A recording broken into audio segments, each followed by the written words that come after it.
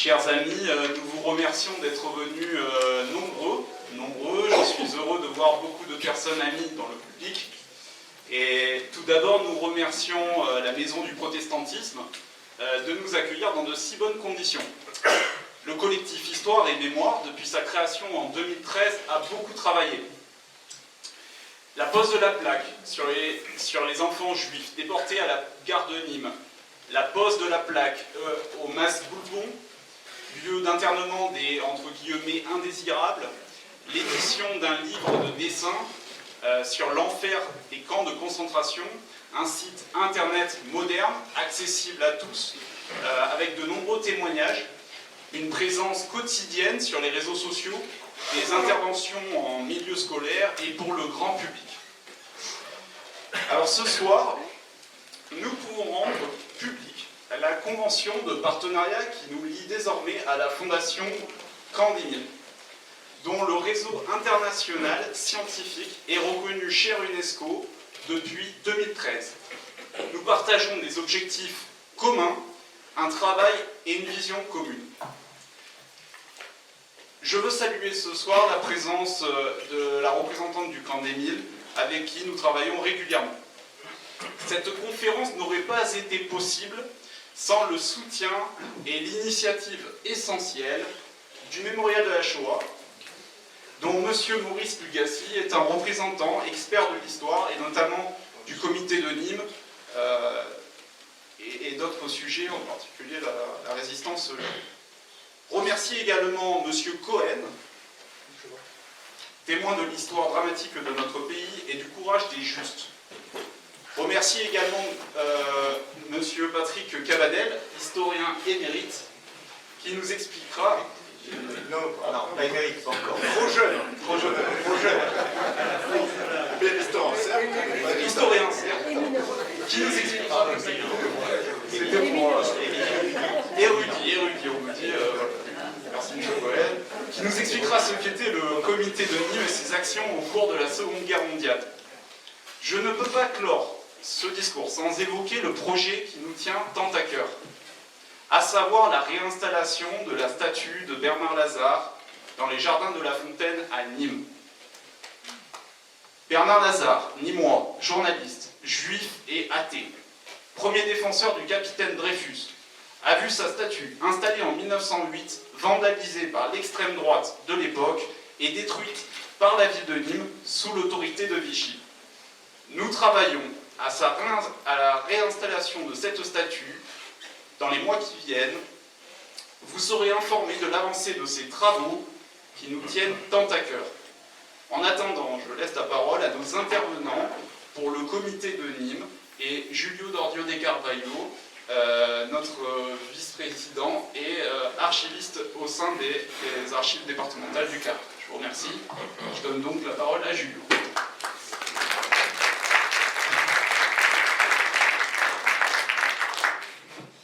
Merci, Monsieur le Président du collectif Histoire et Mémoire, de me permettre de faire la transition entre votre mission, à savoir entre autres celle de sauvegarder et transmettre la mémoire, et l'intervention de nos invités d'aujourd'hui.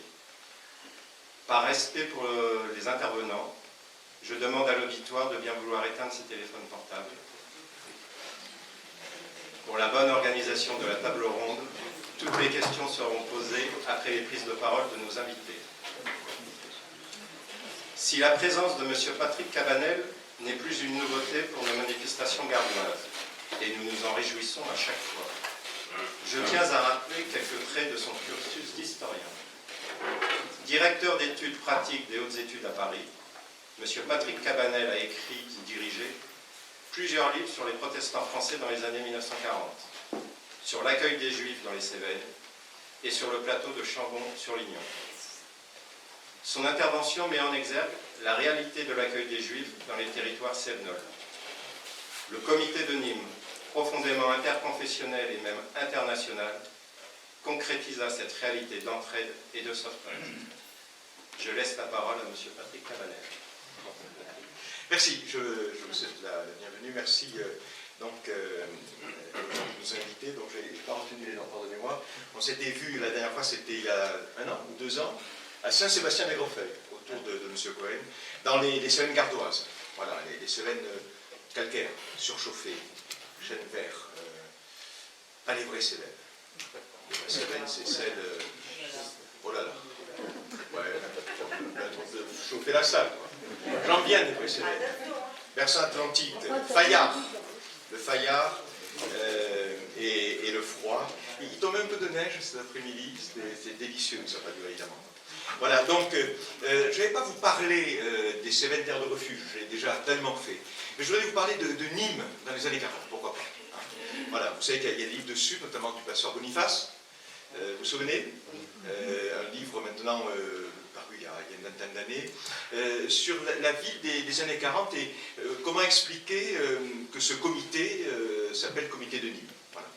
Je disais à quelqu'un de la Gazette, là, il y a 2 jours, alors si je dis les mêmes choses que ce qui a été paru dans la Gazette, c'est parce qu'en 2 jours, je n'ai pas pu me renouveler entièrement, vous comprenez?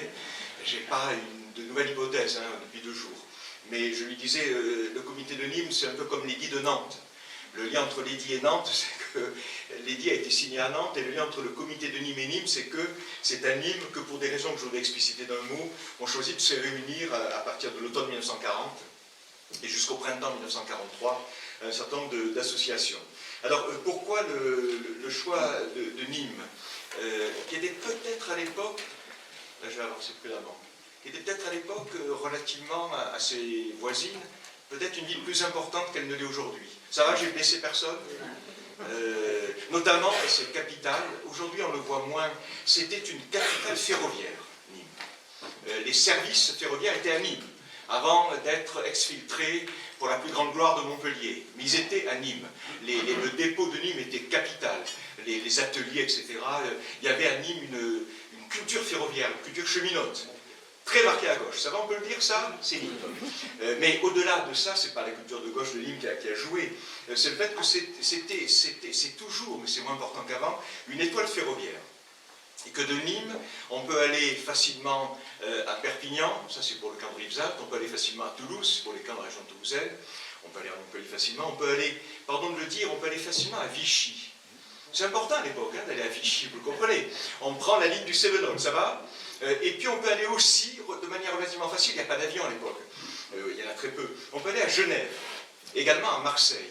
Et Nîmes est la ville qui se trouve au centre, je dirais, de cette constellation de villes, Genève, Marseille, Toulouse et Vichy. Voilà. Et il y a des gens importants, soit du côté de la répression, c'est évidemment les camps toulousains ou Vichy, soit du côté de l'aide internationale qui va être apportée notamment aux internés. Et cette aide internationale, elle est très fortement implantée à Genève. Genève est aussi à l'époque plus importante qu'elle ne l'est aujourd'hui. Genève, c'était la Société des Nations, nous sommes d'accord. Genève, c'était, et c'est toujours d'ailleurs, je ne sais pas si vous connaissez, je pense que les protestants connaissent dans la salle. Est-ce qu'il y a des protestants dans la salle? C'est un truc classique, ça. Moi, je les reconnais physiquement, ils n'aiment pas que je dise ça. Je les reconnais physiquement, les protestants. Je vois même un pasteur. Jeune retraité, l'ancien patron de ce lieu. Oui, Genève, c'est le Conseil unique des Églises, à l'époque, qui est en formation, comme on dit, c'est-à-dire à partir de la fin des années 30, il est installé à Genève. Et Genève, c'est aussi la capitale des, c'est pas encore New York, la capitale d'un certain nombre d'organisations protestantes internationales. Il y a à l'époque une internationale protestante. Alors les Français sont dérisoires là-dedans. C'est 2% des Français, des protestants français. Mais l'international protestante, ce sont les Suisses, ce sont les Britanniques, ce sont les Américains, évidemment, ce sont les Scandinaves. Alors, pour les Allemands, c'est plus délicat dans les années 30.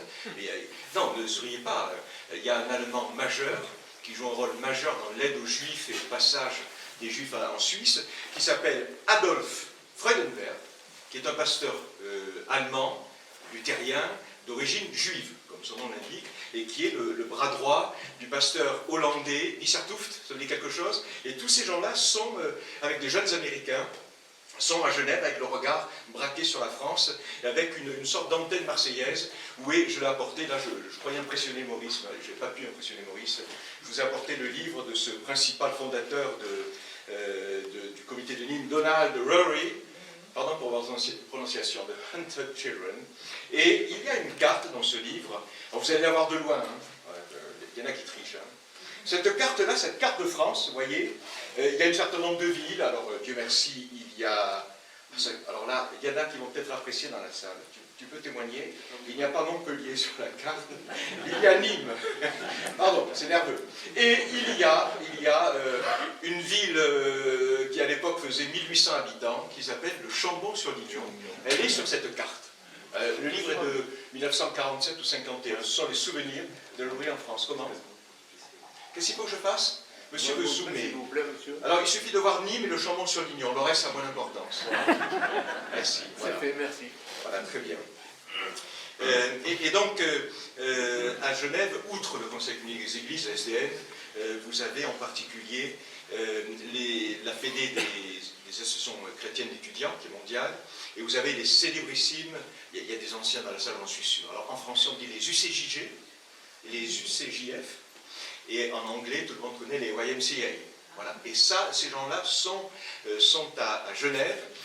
Ils ont envoyé Jory à Marseille. Et curieusement, le minuscule protestantisme français, à cette époque-là, c'est souvent le cas. Vous savez, dans le jeu international, vous avez souvent des petits pays qui ont des présidences. Et là, dans le cas protestant genevois, certains des présidents des associations internationales sont des protestants français. Vous avez l'ancien pasteur et maire du Chambon-sur-Lignon, c'est pas ma faute, hein, c'est le Chambon-sur-Lignon, Guillon. Vous avez la célébrissime bibliste qui porte un grand nom dans l'industrie française, Suzanne de Dietrich. Ça va, Dietrich, les machines? Bon, c'est une héritière qui n'a pas hérité. Et donc, il y a ce lien. Ça, c'est la première chose, l'étoile ferroviaire, qui est aussi donc une sorte d'étoile protestante. La deuxième chose qui est plus négative, c'est que Nîmes n'est, pour les mêmes raisons ferroviaires, n'est pas si mal placé, je dirais, dans l'archipel des camps d'internement de Vichy. À vrai dire, Toulouse aurait été beaucoup mieux placé. Hein. Toulouse est littéralement cerné de camps. Il y a le Vernet, il y a le Récébédou, il y en a d'autres. Hein. Il y a Noé, il y a Sept-Fonds, il y a Gurs, évidemment, là-bas dans les Pyrénées. Mais Nîmes a déjà le premier argument que j'ai donné. Il y a ce second argument. Nîmes, ça permet d'aller en train très vite, soit à Aix-en-Provence et aux Milles, dont vous venez de parler, soit à Rivesaltes, évidemment, soit du côté toulousain. Voilà. Il y a des camps aussi plus proches dans la région, notamment à Agde, à côté de Montpellier. Et puis, vous ne le savez peut-être pas, mais il y a un camp dans lequel la CIMA d'ailleurs est intervenue, il y a un camp en Lozère, le seul camp de femmes de la France de Vichy, c'est Rieucros, qui ensuite assez vite quitte Rieucros pour aller s'installer à Brens, à côté de Gaillard, qui est encore dans la région toulousaine. Voilà. Donc, la France de Vichy, c'est une France, la France de l'internement de Vichy, c'est une France très méridionale, plus au sud-ouest qu'ici, mais Nîmes est quand même pas mal placé. Et enfin, dernière chose à dire pour expliquer ce choix de Nîmes. Nîmes à l'époque, Nîmes a toujours été la capitale du protestantisme français. Ça va, on peut le dire, devant Paris. Enfin, c'était vrai au XVIIIe, au XIXe c'est Paris qui prend le dessus. Mais de 1940 au printemps 1943, ensuite les gens s'en vont, Nîmes, pour des raisons historiques et des raisons aussi de zone sud, rassemble plusieurs instances dirigeantes ou institutions majeures du protestantisme français. Donc, vous avez la Société des Missions Évangéliques de Paris. Ils sont à Nîmes. Ça, c'est pas capital, les missions de Paris. Vous avez, ici même, je crois, c'est peut-être même dans cet immeuble, je n'ai jamais su, vous avez Marc Buckner. Je ne vais pas présenter. Ici, c'est au-dessus, le signal. La salle s'appelle Marc Buckner. Il me semblait qu'on avait annoncé il y a quelques années qu'elle s'appellerait ainsi. Merci au professeur Muller de me le signaler. C'était au-dessus, donc il a installé ses bureaux, il y a sa secrétaire particulière. Et vous le savez, Buckner, je ne vais pas être long sur Buckner, il est à la fois le président de la Fédération protestante de France depuis 1929 et le président du Conseil national de l'Église réformée de France depuis l'unité de 1938. Voilà, il est président aussi de tout un tas de choses. Marc Buckner fait partie de ces pasteurs qui aiment présider les choses, et vous savez que les gens qui ne l'aiment pas lui disent, on dit de lui, je le cite souvent, mais c'est très beau, on attendait un prophète, à part Buckner, et on eut un préfet. Bon, si vous lisez l'Ancien Testament, c'est pas mal. Mais Buckner est là, à Nîmes, avec ses bureaux, si on peut dire. Il a gardé des liens avec le pasteur Bertrand, qui lui est resté à Paris. Mais la capitale administrative du protestantisme est là, à Nîmes. Et puis, et s'est installé aussi à Nîmes, à l'époque, une toute petite association fondée, dirigée, animée par des femmes, des jeunes femmes, des gamines de 18-20 ans. J'ai trouvé dans une archive que l'une de leurs aînées les appelait les cimadettes. Je trouve ça délicieux, les cimadettes. Ce sont les jeunes équipaires de la CIMAD. Et la CIMAD, qui s'est fondée, vous le savez, dans le Limousin en 1939-40, la CIMAD a décidé d'installer ses bureaux à Nîmes. Alors, bien qu'ayant vécu à Nîmes 20 ans, je connais mal la ville. Hein. C'est la rue Grétry, ça va? La CIMAD, la rue Grétry, vous connaissez? C'est derrière, vous voyez, pas loin de la maison de Rabault. Ça va? De Paul Rabault? Le cimetière de Rabault, ça va? Vous confirmez? La topographie limoise, ce que je connais assez mal. Voilà. Et la CIMAD, vous le savez, la CIMAD a choisi, dès l'automne 1940, à Gurs, elle a choisi donc d'aider les internés, et spécialement les internés juifs du camp de Gurs, et puis elle a élargi son travail. Donc voilà, ce qui explique la place de Nîmes. Et enfin, lorsque le système concentrationnaire de Vichy, je dirais, est à son plus haut degré d'épanouissement, rappelez d'un mot, hein, que personne ne soit blessé, mais le système de l'internement, c'est pas Vichy qui l'a mis en place, en France c'est la Troisième République. C'est à la fin de la Troisième République que Vichy a décidé d'interner, que la France républicaine, pardon, a décidé d'interner systématiquement, au moment de la déclaration de guerre, un certain nombre de réfugiés politiques ou raciaux, comme on disait à l'époque, notamment les anti-nazis allemands, les Autrichiens anti-nazis, les Tchèques anti-nazis de 1939, et la France, dans un mélange de xénophobie, d'anticommunisme, et puis aujourd'hui on parlait de complotisme, de peur de la supposée cinquième colonne qui allait trahir le pays dans le dos, la République a choisi d'interner massivement ces réfugiés politiques depuis 1933. Voilà. Et lorsque Vichy arrive au pouvoir, les camps sont déjà en place. Hein, et il a fallu aussi, entre guillemets, accueillir entre guillemets, hein, les républicains espagnols de la retirada de 1939. Donc les choses se mettent en place avant Vichy. Vichy hérite de ce système et Vichy le porte en quelque sorte à sa perfection quantitative et politique. Et à partir de là, vous avez... vous me direz, je ne vais pas parler trop longtemps. À partir de là, vous avez donc une série d'associations caritatives, d'ONG, on dirait aujourd'hui, qui décident de faire ce qui peut être fait pour soulager la misère, la faim, l'abandon, l'emprisonnement de ces milliers de réfugiés. Alors, ils ont des parcours très différents. Vous avez les républicains espagnols, vous avez les anti-nazis allemands, dont certains sont juifs, d'autres ne le sont pas du tout. Et puis à partir de l'automne 1940, sont arrivés à Gurs, envoyés par cargaison ferroviaire, les juifs du Bas-de-Palatinat, dont l'Allemagne nazie, victorieuse, ne voulait pas, et dont qu'elle voulait imposer à la France, y compris comme une sorte d'humiliation supplémentaire. On allait achever d'enjuiver la France de Léon Blum et de déjudaïser le sol allemand. C'est un début, hein, voilà. Vous savez peut-être qu'ils ont vidé les EHPAD, on dirait aujourd'hui, les hôpitaux psychiatriques, pour envoyer même les grands vieillards, les fous, de façon, je dirais, à parachever l'humiliation de la France en leur imposant donc l'ensemble des juifs du Bas-de-Palatinat. C'est quand même 7000 juifs qui sont arrivés en train à la gare d'Oloron-Sainte-Marie, ensuite en camion jusqu'à Gurs. Et donc il y a des gens qui veulent intervenir, des ONG, et dans ces ONG, vous en avez, j'ai regardé la liste, elle a été publiée, je l'ai sous les yeux, parce que si on veut me coller, je ne la connais pas par cœur, mais elle est là, il y en a à peu près 25. Vous avez tout ce que l'Amérique, les États-Unis d'Amérique, protestants, font dans l'associatif. Vous avez les Quakers, vous avez les YMCA, toute une série d'organisations qui sont protestantes américaines. Vous avez du côté protestant français la CIMAD, vous avez aussi des catholiques, et notamment, alors vous me direz, c'est un étrange catholique, c'est comme Fredenberg, c'est l'abbé Glasberg, juif ukrainien, mais converti, devenu prêtre du diocèse de Lyon. Et l'abbé Glasberg a fondé quasi l'un des premiers. Il a été ensuite imité, mais au sens officiel. Et la CIMAD a dit, on va faire comme l'abbé Glasberg. Il a fondé à la fin de 1940 une organisation qui s'appelait la DCA, Direction des centres d'accueil. Alors, les gens plaisantent en disant c'est la défense contre l'Allemagne aussi.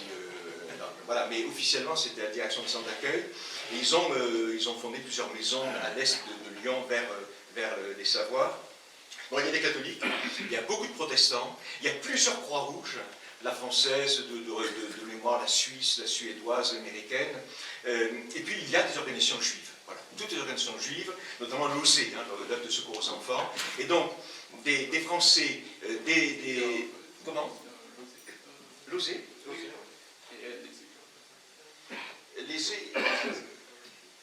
Ils étaient avec Lozé. Lozé, c'est juif. Bien sûr. Évidemment. Non, c'était que Lozé. Oui, il y en a d'autres. Vous voulez la liste? Non, Quelle est la liste? Les juifs, mais moi, uniquement les organisations juives. Ok, alors attends. Qu'est-ce qu'il y a? La Fédération protestante de France, le Fonds européen de secours aux étudiants. Important parce qu'ils ont fondé une maison d'accueil au Chambon-sur-Lignon qui a été victime en 1943 d'une rafle terrible. La seule grande rafle efficace qu'il y a eu au Chambon-sur-Lignon. Il y a l'AISM qui est juive.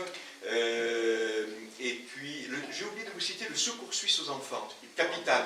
Ils ont quand même ouvert pas moins de 3 maisons au Chambon-sur-Lignon, le Secours suisse aux enfants. L'Union ORT, ça c'est juif, hein, nous sommes d'accord. L'aide de secours à l'enfance. Et puis, la Commission centrale d'organisation juive d'assistance, le comité d'aide aux réfugiés, le CAF, qui est juif aussi. Voilà, le YMCA, la Young Women CA. Et puis, il y a aussi le service social d'aide aux immigrants. Alors, il y a 2 services sociaux. Il y en a un qui est une ONG, fondée par la fille d'un grand pasteur, d'un grand théologien, la fille d'Auguste Sabatier. Et puis il y en a un autre qui a été fondé par Vichy et qui a à la tête un Français d'origine catholique, mais devenu Quaker, Gilbert Lesage, qui est juste parmi les nations. Et tous ces gens-là sont là. Vous voyez, donc des Américains, des Français, des Suisses, des femmes, des hommes, des Juifs, des protestants, des catholiques. Les moins nombreux sont les catholiques, les plus nombreux sont les protestants et les juifs. Et le nom officiel, c'est le comité, il y a un nom officiel que j'ai oublié, comité de coordination des œuvres, dit comité de Nîmes pour aller plus vite, puisqu'il se réunissait 1 fois par mois. Très bien. Et donc ça a été vérifié à la demande des gens qui m'entourent. Curieusement, j'avais trouvé chez Nina, dis-moi, Gofinkel, qui a écrit un livre de mémoire d'une vivacité, d'une langue sans bois qui est extraordinaire. Ils se réunissaient, au moins, c'est ce qu'elle dit, peut-être pas toujours, à l'Imperator. Carrément à l'hôtel Imperator, et elle dit, dans une page que je vous ai envoyée, elle dit qu'à la table voisine, il y avait des officiers allemands d'une commission qui circulait, notamment au début, vous savez, les Allemands avaient une commission, la commission Kuntz de mémoire, qui allait dans les camps pour dire aux anti-nazis allemands, si vous voulez rentrer en Allemagne, vous êtes libres, vous pouvez nous suivre.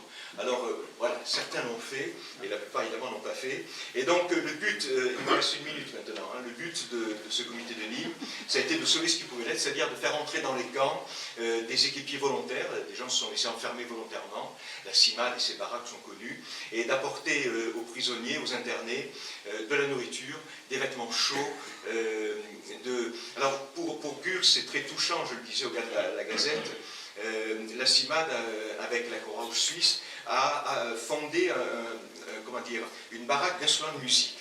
Parce que vous aviez beaucoup de juifs allemands qui étaient privés d'instruments de musique, étaient musiciens, et permettre à un musicien de jouer de la musique, c'est lui redonner sa dignité et sa confiance dans la vie. Voilà. Et donc ils ont aussi créé une énorme bibliothèque, parce que c'était des gens qui lisaient. Voilà. Et ça a duré jusqu'au rafle d'août 1942. Vous savez que les rafles, il ne me reste maintenant que 30 secondes. Les rafles, la fameuse rafle du 26 août, c'est la rafle, je dirais, générale. Mais pendant tout le mois qui a précédé, Vichy s'est d'abord servi dans les camps où les Juifs étaient déjà arrêtés, déjà internés pour former des convois.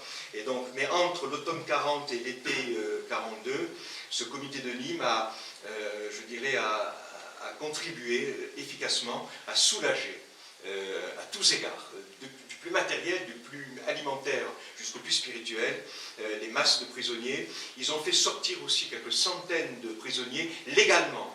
Vous me laissez 30 secondes de plus pour expliquer que jusqu'à l'été 42, il n'y a rien de clandestin. Tout est officiel, tout est contrôlé par les préfets, tout est su. Et l'intérêt de Vichy, c'est qu'une partie de la charge de ces milliers de prisonniers, Vichy la délègue, la sous-traite à ces ONG, aux frais des ONG. Les gens ne sont pas libres. Simplement, au lieu d'être enfermés dans des baraques insalubres, humiliantes, les WC à Gurs, c'est une humiliation publique. Hein. Ils sont sur des estrades, c'est scandaleux. Les gens sont dans des maisons d'accueil. Il y en a au Chambon, il y en a partout avec Glasberg dans les Alpes. Et donc, ils trouvent une forme de dignité et de vie plus agréable, tout en restant sous l'œil. Et d'ailleurs, Vichy a envoyé les gendarmes faire des rafles à fin août, sous l'œil de Vichy. Donc Vichy trouve son intérêt, c'est moins cher. ça améliore l'image de marque des camps et donc du régime à l'extérieur. Et pour les organisations juives, protestantes, etc., ça permettait d'aider humainement des gens et de faire sortir surtout des enfants. Quelques centaines de gens sont sortis ainsi. Mais en août 1942, toutes ces ONG du comité de Nîmes ont compris qu'elles avaient, je dirais, contribué à co-gérer une forme d'urgence et qu'elles se sont avérées incapables, une fois sortis un certain nombre de gens, incapables de sauver dans les camps les gens qui étaient arrêtés sur liste. On a de très beaux témoignages là de gens qui sont battus, c'est Manin, le pasteur Manin au Mille, c'est les gens de la CIMAD à Gurs ou à Rivesat, qui sont battus exemption après exemption pour essayer de sauver des trains, un certain nombre de gens, tout en sachant que si on en sauvait un autre risquait d'être pris à la place pour former le contingent quantitatif demandé. Voilà, donc ça s'est terminé sur un sentiment assez amer, je dirais, de cogestion pendant 2 ans de l'internement selon Vichy. En même temps, ce qu'on peut voir, c'est que des gens ont trouvé du secours pendant 2 ans, tous les types de secours, et qu'un certain nombre de gens sont sortis. Et là, j'en terminerai sur le Chambon et sur les Cévennes. La rafle d'août 1942 dans la maison de la CIMAD du Chambon était un échec total. Le pasteur Donadi de Saint-Priest-de-Vallon, en Lozère, c'est le Nol, avait été prévenu, mais donc les gens étaient cachés. Et il y a quand même un résultat positif de ces efforts considérables du comité de Nîmes. Merci pour votre attention.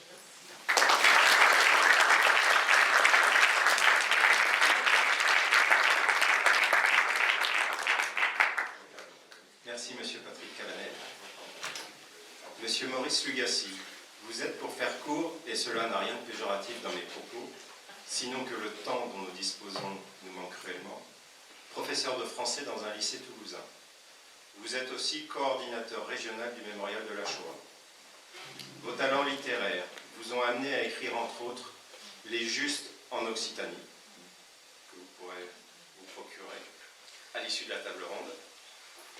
Et nous pourrons prochainement voir la parution de votre dernier ouvrage, L'armée juive, une résistance française. Vous mettez l'accent sur le regard des organisations juives sur le comité de Nîmes. Nous vous écoutons, Monsieur Maurice Lugassi. Merci beaucoup. Vous avez eu le cadre du comité de Nîmes. Moi, je me suis intéressé plus précisément aux organisations juives. Et c'est un peu ma ligne directrice de ce que j'écris, de mes recherches, y compris dans le livre sur les Justes, c'est le rôle essentiel des organisations juives dans le sauvetage et finalement dans la réalisation même de ce que les Justes ont pu accomplir pendant la guerre. Et pour le comité de Nîmes, j'ai cherché, alors je me suis dit, quand j'ai suggéré le sujet à David, je me suis dit ça va être facile, je vais trouver beaucoup de références. J'ai cherché dans les témoignages, j'ai plus d'une centaine de témoignages qui ont été faits par Annie Latour, qui était une résistante. Sur la centaine de témoignages, il y en a un peu plus. Il y en a un qui en parle, c'est le docteur Veil, qui était le médecin en chef de l'OSE. On a parlé de cette organisation, l'heure de secours aux enfants. Et ce médecin en chef, qui était qui venait régulièrement aux réunions au comité de Nîmes, et lui, il en parle, mais, alors là, c'est très intéressant, c'est que il y a toujours 2 versions. Une première version du témoignage tel que Annie Latour l'a recueilli dans les années 70, et une deuxième version, la version officielle qu'elle va utiliser dans son ouvrage. Et dans la version officielle, il a retiré toutes les mentions du comité de Nîmes. C'est assez fascinant, on va essayer de comprendre pourquoi. Il évoque aussi une femme absolument extraordinaire, enfin il y a beaucoup de femmes extraordinaires. Du côté juif, c'est André Salomon. André Salomon qui va tout de suite aller dans les camps, qui va organiser les réseaux d'assistantes, ce qu'ils appelaient assistantes sociales, qui va être, pendant toute la guerre, on va lui proposer à 2 reprises.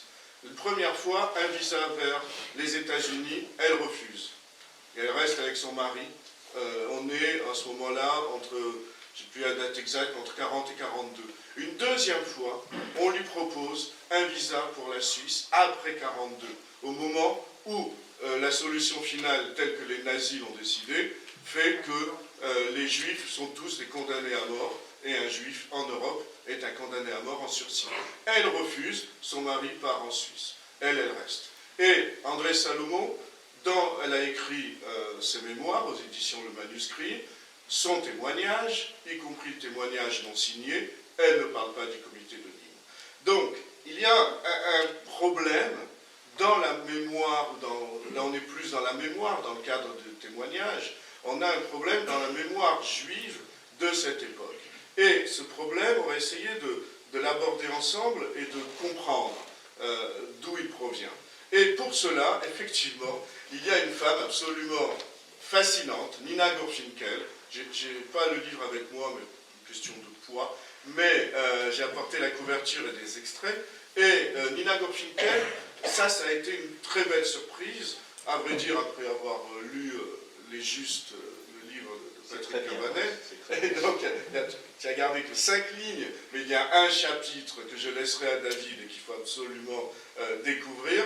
Et Nina Gorfinkel, c'est une Russe blanche qui est venue en 1917 à Paris, qui va fréquenter Nina Barberova, qui va être dans les organisations sionistes. Moi, je l'ai rencontrée dans mes archives au moment où je travaillais sur Albert Cohen, l'auteur de Belle du Seigneur. Et déjà, elle se moque, elle le traite de nabo prétentieux. Et Nina Gorfinkel, on va voir, elle a un regard absolument terrible sur le comité de Nîmes. Donc, j'ai croisé, outre les archives que nous possédons au mémorial de la Shoah, qui ne font que corroborer ce qu'ils disent tous les deux, et j'ai croisé un peu leurs informations pour essayer de comprendre pourquoi ce silence ou pourquoi un regard si critique, vous allez l'entendre, de la part de Nina Gorfinkel. Pour revenir aux organisations juives, ce que l'on sait, c'est que les organisations juives, il faut bien distinguer l'avant 29 novembre 1941 et l'après 29 novembre 1941. Le 29 novembre est désigné par le régime de Vichy, l'UGIF, l'Union Générale Israélite de France, qui regroupe les organisations autorisées par Vichy, qui reconnaissent donc, en quelque sorte, leur suggestion au régime de Vichy. Et à ce moment-là, beaucoup d'organisations, soit sont entrées en clandestinité, comme celle qui était déjà au comité de Nîmes, comme l'OSE, qui va avoir une action officielle et une action clandestine avec les éclaireurs israélites de France. L'ORT, qui est une très belle organisation, l'ORT, Organisation Reconstruction Travail, elle aussi née à Saint-Pétersbourg. Toutes ces organisations, l'OSE, l'ORT, sont nées en Russie sous l'Empire tsariste pour aider les Juifs. L'ORT, il en reste par exemple à Toulouse, il en reste un lycée, mais il y a des lycées techniques ORT. Et l'ORT qui va aider notamment d'un point de vue technique, ils vont amener à des activités manuelles dans les camps, que ce soit sous le couvert du comité de Nîmes ou ensuite dans les maisons d'enfants, celles qui étaient de l'OSE, des EI ou du Secours suisse aux enfants. Et puis le CAR, donc le comité d'assistance aux réfugiés dont le siège était à Montpellier, et l'ICEV. Et tout cela avec de l'argent, là encore, provenant de Genève, d'une part, ce qui venait, lui, du Joint, c'était l'argent américain, d'organisations juives américaines. Une partie provenait de Genève, une autre partie provenait du Portugal. Et c'était là que se faisait, dans ces pays neutres, pouvait se faire l'arrivée de l'argent de la part des États-Unis, avant, évidemment, la déclaration de guerre des Américains. Et ensuite, l'argent va arriver, mais de manière beaucoup plus... à l'arrivée déjà clandestinement, déjà des valises d'argent en provenance de Genève, mais ça va continuer pendant toute la guerre. Et que reste-t-il donc de ce croisement? En fait, autant le texte du docteur Veil est très modéré, très polissé, c'est une personnalité importante dans le monde de la résistance juive, c'est une personnalité qui va écrire ses mémoires, donc on a malgré tout des choses qui ne sont pas très sympathiques, notamment la Croix-Rouge internationale, le rôle de la Croix-Rouge internationale. Il écrit « L'action de la Croix-Rouge internationale fut néfaste aux Juifs déportés dans les camps. » Voilà. Et il explique « Ces représentants se laissèrent berner plus ou moins, intentionnellement. Ils n'essayèrent jamais d'approfondir les choses. Ils prévenaient 3 semaines à l'avance de leur visite dans tel endroit. C'est écrit rétrospectivement. Il faut bien faire attention, c'est à la fois un témoignage, avec tout ce que cela comporte de subjectivité, et c'est aussi écrit, lui, il a fait paraître son témoignage dans les années 70. Donc, et puis, surtout, le point qui fait que ça gêne, ça gratte dans la mémoire juive, c'est l'UGIF. C'est-à-dire que l'UGIF, l'Union Générale Israélite de France, a toujours eu un aspect négatif. L'UGIF a été considéré, toute proportion gardée, comme le Judenrat, les gardiens juifs des ghettos en Pologne. C'est-à-dire que l'UGIF, effectivement, faisait des listes des juifs qui venaient chercher de l'aide sociale dans les villes. L'UGIF aidait aussi, c'est-à-dire qu'il y a toujours un rôle ambigu de l'UGIF, à la fois complètement sous la surveillance du régime de Vichy, mais aussi, ils ont sauvé des enfants, mais aussi, ils ont été victimes des rafles, et on se rappelle là dernièrement de la rafle dans la rue Sainte-Catherine à Lyon, et le père de Badinter. Et puis, rappelez-vous ce magnifique journal Hélène Baird, qui va travailler à l'UGIF et qui va s'occuper des enfants. Mais pendant la guerre, là c'est sur quoi je travaille en ce moment, sur la résistance juive, les organismes de résistance juive, en particulier l'armée juive, à partir de 1943, vont dynamiter les bureaux de l'UGIF. Ils y vont, ils disent, soit vous effacez tous ces fichiers, soit on est dynamite. Et à Nice, ils vont dynamiter, à Lyon, ils vont récupérer les fichiers. Donc c'est ça qui gêne dans ce comité de Nîmes, c'est que les organisations sont dans l'UGIF, même si elles sont clandestines et qu'ensuite elles vont partir uniquement dans la clandestinité, et puis c'est constamment sous l'œil, comme le disait Patrick, sous l'œil de Big Brother, ici Big Brother, le régime de Vichy. Et puis malgré tout, ce que dit Dr Veil, c'est qu'effectivement, ils vont apporter du soutien, effectivement, ils vont apporter de l'aide, effectivement, ils vont aider à ce que les internés ne meurent pas de faim. C'était la première cause de mortalité dans les camps. Ce n'était pas la maladie, ce n'était pas le froid, c'était la faim. Donc, ils vont aider. Et c'est vrai que là, on a absolument une aide réelle, et ça le docteur Veil le reconnaît en disant par exemple, au comité de Nîmes, il y avait une atmosphère de confiance et de collaboration très agréable. Le pasteur Wagner en était le président, et il a fait des démarches auprès de Pétain. Oui, et les démarches auprès de Pétain, jusqu'en 1942, ils l'ont tous fait. Ils l'ont tous fait. Le docteur Veil est allé à 2 reprises rencontrer Laval. D'ailleurs, il y a une anecdote absolument délicieuse, c'est qu'il va rencontrer Laval, mais Laval ne veut pas montrer qu'il a affaire avec les Juifs. C'est pas bon pour son image. Et il va recevoir le docteur Veil depuis sa porte de son bureau, il y a une antichambre, et le docteur Veil reste à l'autre porte. Et ils sont là, à 3 mètres d'écart, et ils font leur discussion à 3 mètres d'écart. Et c'est ce qu'il raconte dans ce témoignage qu'il a effacé après, mais les archives sont là pour le garder, et donc je peux en laisser un exemplaire à David. Quant à Gurtwinkel, alors là, il faut lire le chapitre, c'est vrai, elle se moque d'Albert Cohen, mais elle a le même esprit corrosif. Quand Albert Cohen se moque de la SDN, la Société des Nations, d'Ambel du Seigneur, elle fait encore mieux. Qu'est-ce qu'elle reproche? Je ne vais pas tout vous lire parce que ça mériterait. Elle reproche la présence de Vichy. Elle reproche, par exemple, le fait, sur toutes les heures, le gouvernement braquait un œil vigilant.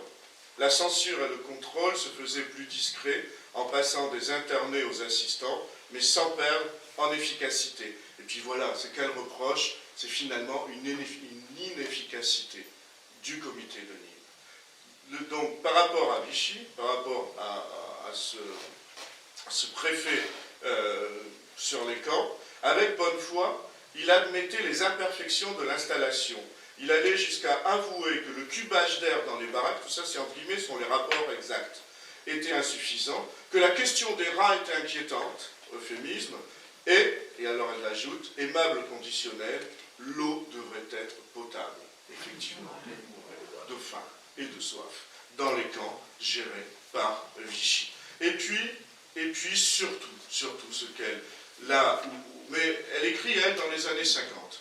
Et ce qu'elle, à part la condamnation de la Croix-Rouge internationale, pas le secours suisse aux enfants, mais la Croix-Rouge internationale, et ce qui est beau, c'est cette colère. Cette colère qu'elle a dans les années 50, cette colère qu'elle exprime dans des lignes, la colère sur cette folie, ce qu'elle appelle la folie, ce qu'elle appelle, ce qui est vrai, l'euphémisation, c'est-à-dire que vous savez que les camps d'internement, d'abord c'était des camps de concentration qui sont devenus des camps d'internement dans la terminologie de Vichy, puis des centres d'hébergement, où on les laisse mourir de faim.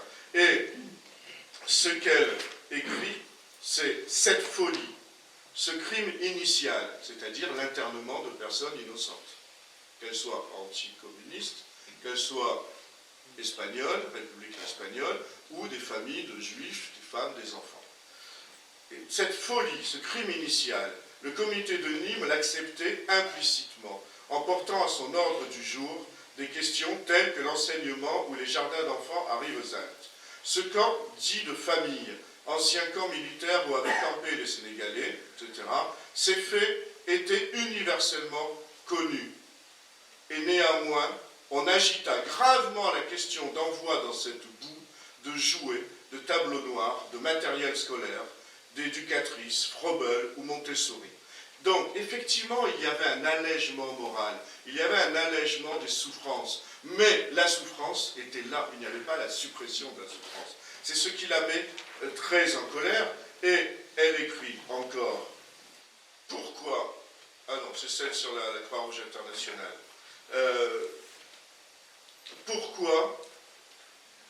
pourquoi l'institution strictement humanitaire, comme la Croix-Rouge internationale, garda-t-elle le silence? Pourquoi ne protesta-t-elle pas contre la violation des règles élémentaires du droit des gens dans le traitement infligé par les Allemands aux prisonniers, aux Juifs, aux francs-tireurs? Pourquoi ne dénonça-t-elle pas ni les massacres de Maquisard, etc. Et puis, ce qu'elle fait finalement, Nina Gurfinkel, c'est exprimer cette gêne, encore une fois, mais il y a vraiment un passage que je vais retrouver où elle l'évoque, voilà, c'est le passage qui a été le point de départ. Personne dans cette assistance polie du comité de Nîmes, personne dans cette assistance polie de gens bien intentionnés qui eut le courage de secouer l'effet sédatif des termes abstraits, qui tapa du poing sur la table, qui cria à pleine voix, comme on crie sur la grande route, assailli par des brigands, ce n'est pas à exister dans les camps qu'il faut aider, c'est l'existence des camps qu'il faut combattre, nom de Dieu. Et c'est là qu'elle parle de folie, de crime initial. Donc, c'est vrai, ce comité de Nîmes, dans les témoignages juifs, ils sont condamnés, mais quand même. C'est vrai qu'il y a cette méfiance, et puis plus qu'une méfiance, une condamnation. C'est-à-dire que l'idée que finalement ce comité de Nîmes était aussi collaborationniste, à participer avec le régime de Vichy au bon fonctionnement des camps d'internement. Mais ce que les témoignages disent après aussi, c'est effectivement ce que Patrick a évoqué, le criblage, c'est-à-dire la manière dont légalement on va faire sortir les enfants de moins de 15 ans parce que la loi le permet, et s'ils ont 16 ans, on va trafiquer un peu les papiers, la manière dont on va utiliser toute la législation de Vichy, parce que Vichy était un État totalement technocrate, on dirait aujourd'hui, et ils vont utiliser tout ce qui est possible. Quelqu'un qui a un visa peut sortir du camp. C'est vrai, la France ne veut pas garder ces gens-là. C'est indésirable, comme leur nom l'indique. Donc, ils vont fabriquer des visas, ils vont fabriquer des faux papiers, ils vont fabriquer des bons prétextes pour les faire sortir. Et donc, il y a aussi ce travail qui a été fait. Maintenant, les éléments positifs du comité de Nîmes, quand même, il y en a beaucoup.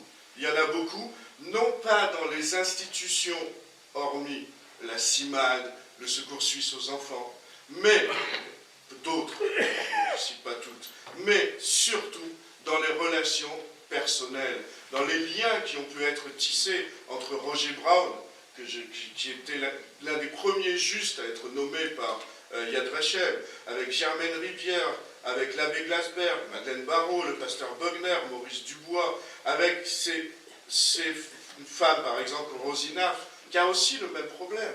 Rosinaf, Secours suisse aux enfants, elle va aider les enfants, mais sans en parler à sa tutelle, parce que sa tutelle ne veut pas aller trop loin. Et c'est ça le problème avec le comité de Nîmes, c'est qu'il ne veut pas aller trop loin.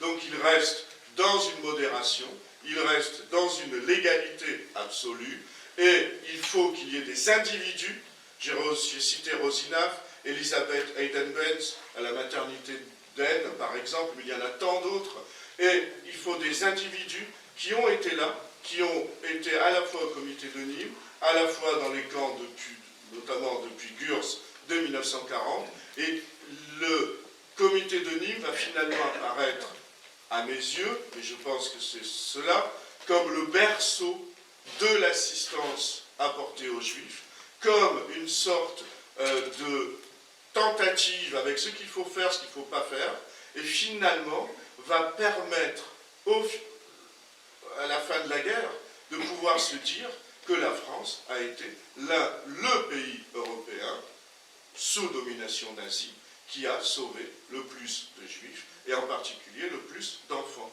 juifs. Et là, le comité de Nîmes a joué un rôle essentiel, un rôle de germination, un rôle de mise en contact, un rôle d'entraînement, et ensuite ça ne s'est jamais arrêté jusqu'à la libération. Je vous remercie.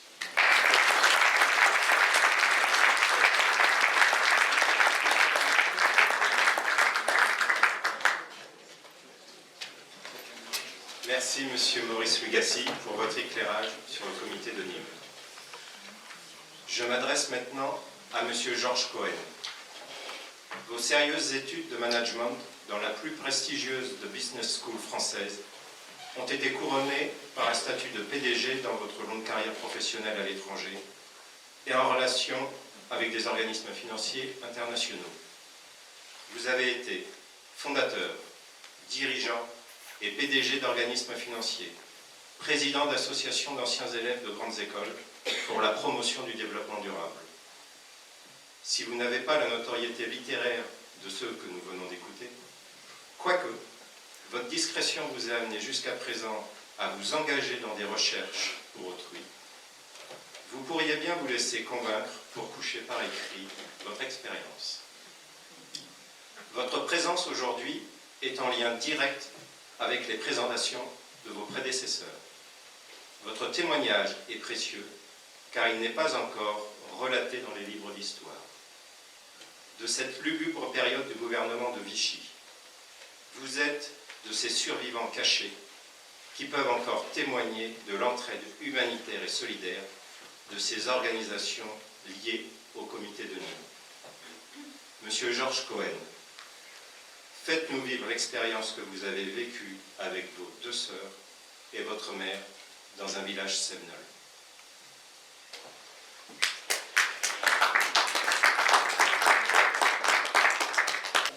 Merci Monsieur Giulio Dordio de Carvalho pour votre présentation. Je rajouterai juste un mot à cela, c'est que je suis, un titre que je me suis octroyé moi-même, séminole adoptif et fier de l'être, et cela à 2 reprises. Alors, il est d'usage de saluer, de remercier, etc. Mais comme on a un temps limité, je vais sauter ça. Merci à tous, et merci à vous tous d'être là. Je voudrais rajouter quand même un mot qui vient du cœur. Je remercie encore plus mes frères électifs sévenols et protestants, dont les anciens nous ont secourus d'une manière très efficace.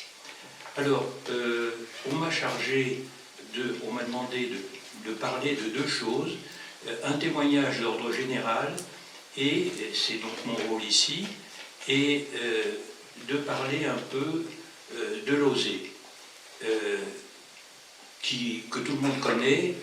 Sur Wikipédia, vous avez toutes les informations sur l'OSE, qui est une organisation extraordinaire.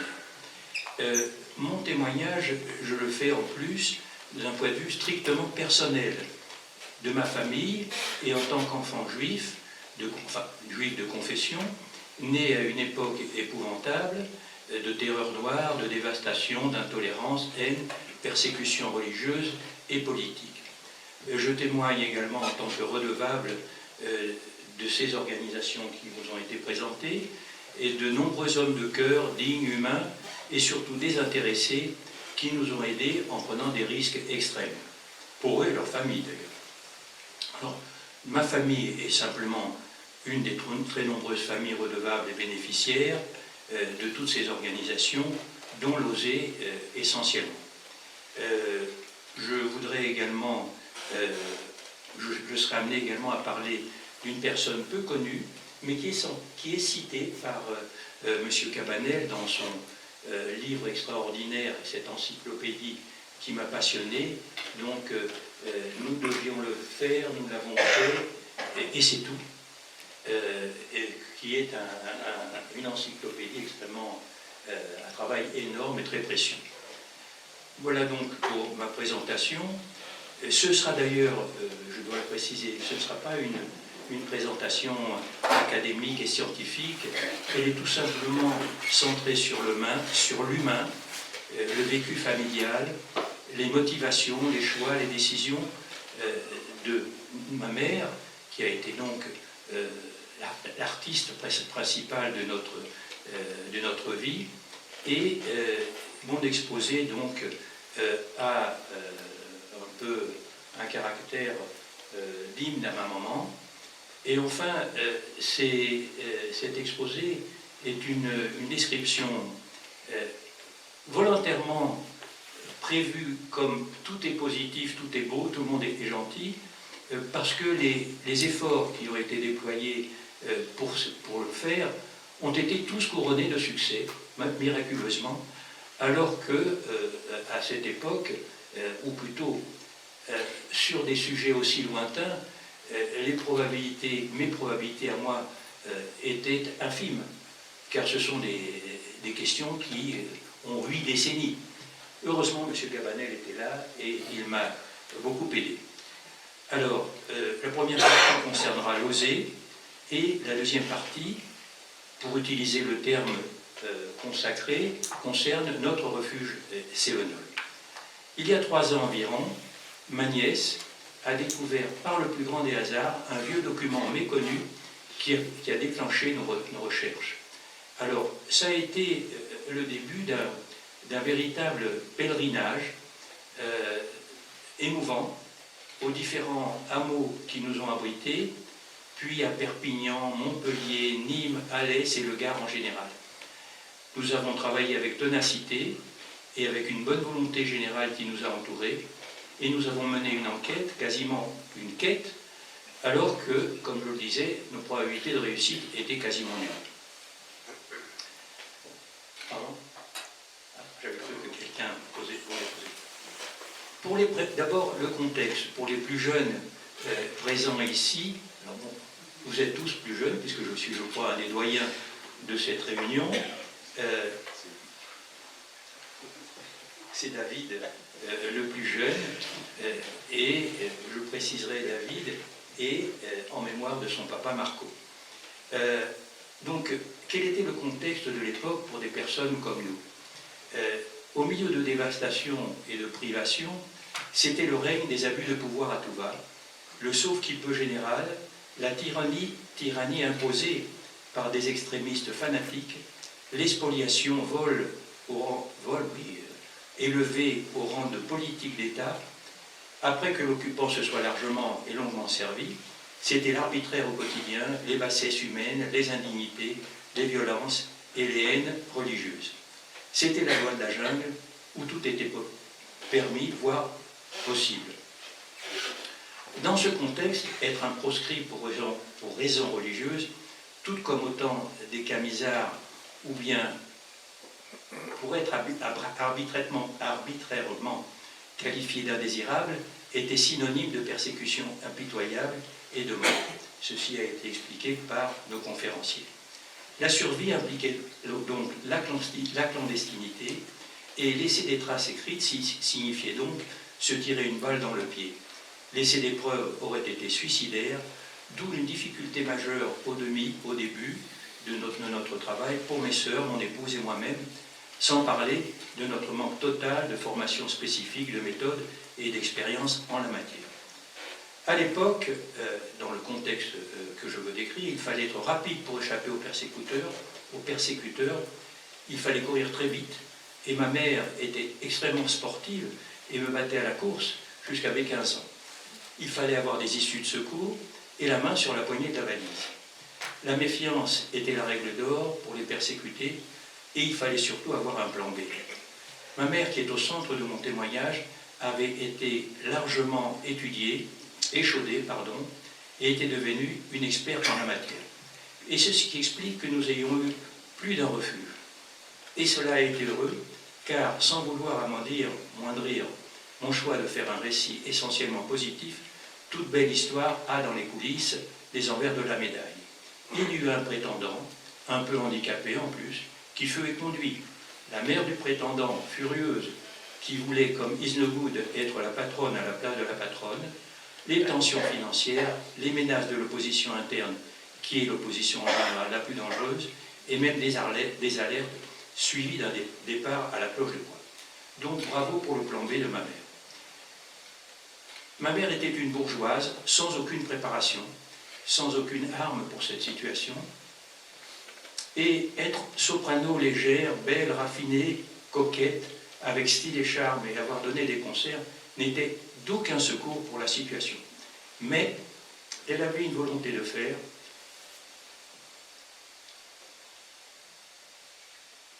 et elle s'est battue à sa manière.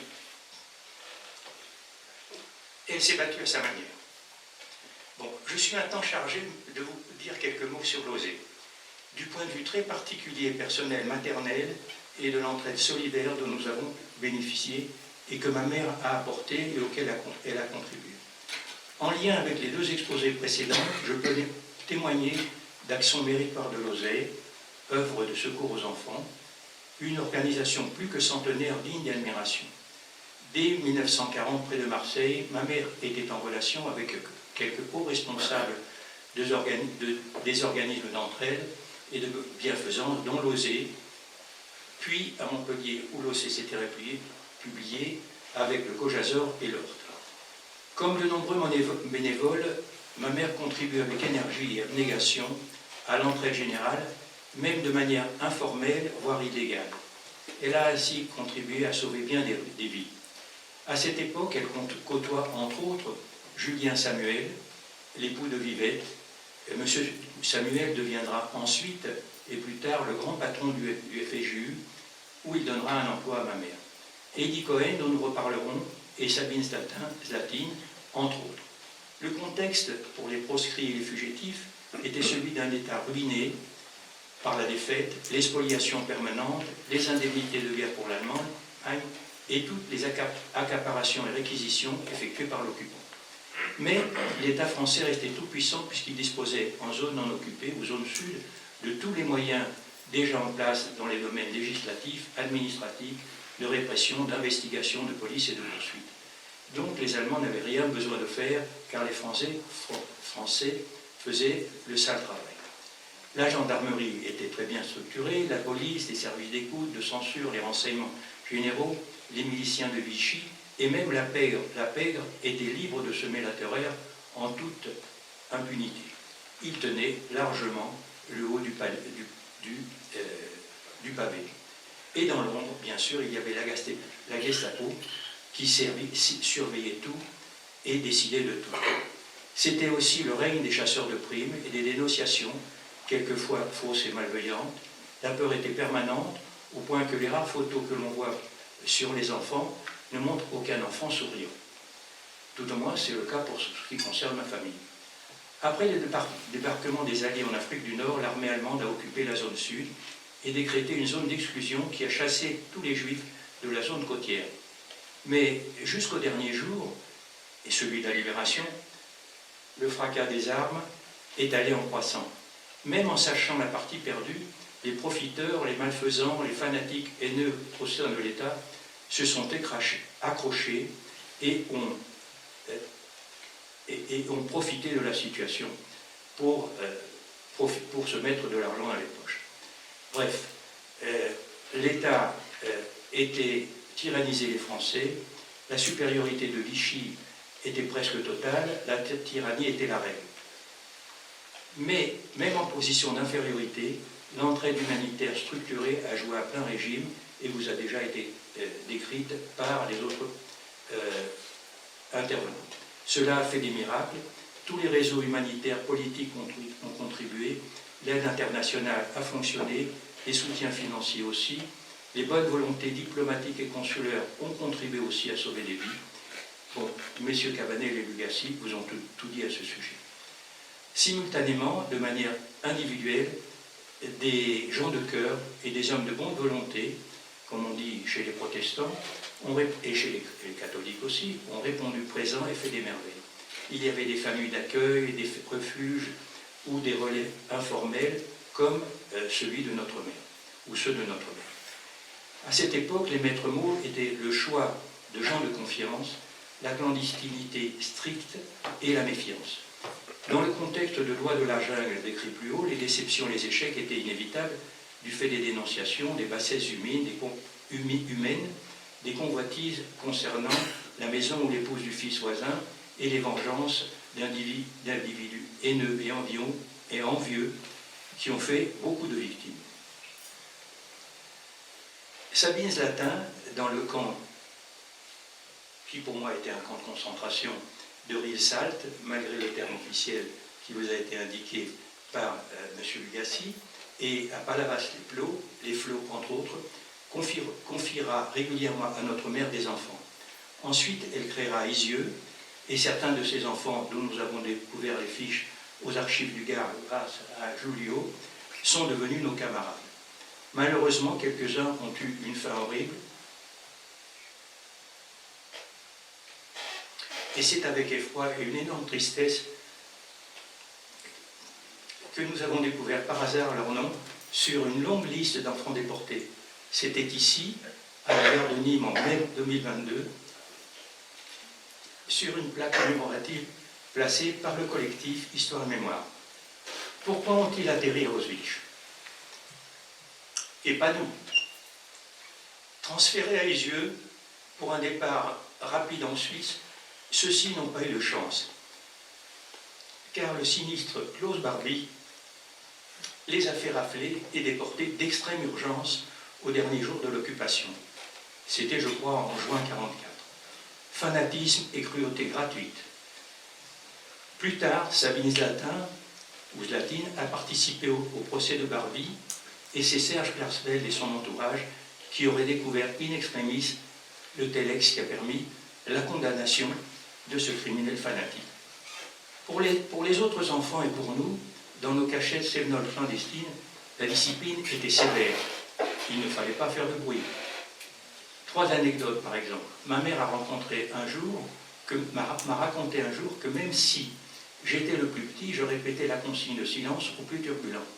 Elle a dit une autre fois que le biberon du soir était un peu renforcé. On mettait un peu schnapp dedans, mais cela ne semble pas m'avoir laissé de séquelles, car la qualité devait être excellente. Il paraîtrait d'ailleurs que ce n'était pas rare à la campagne. Elle a aussi raconté qu'à l'époque, les femmes portaient un martinet accroché à la ceinture et qu'il lui suffisait de tapoter dessus pour mettre de l'ordre. Mais heureusement, elle n'a jamais eu besoin de l'utiliser. Concernant mes sœurs et moi-même, nous avons une trace infime d'un séjour à Lausée, à Saint-Étienne, comme premier refuge.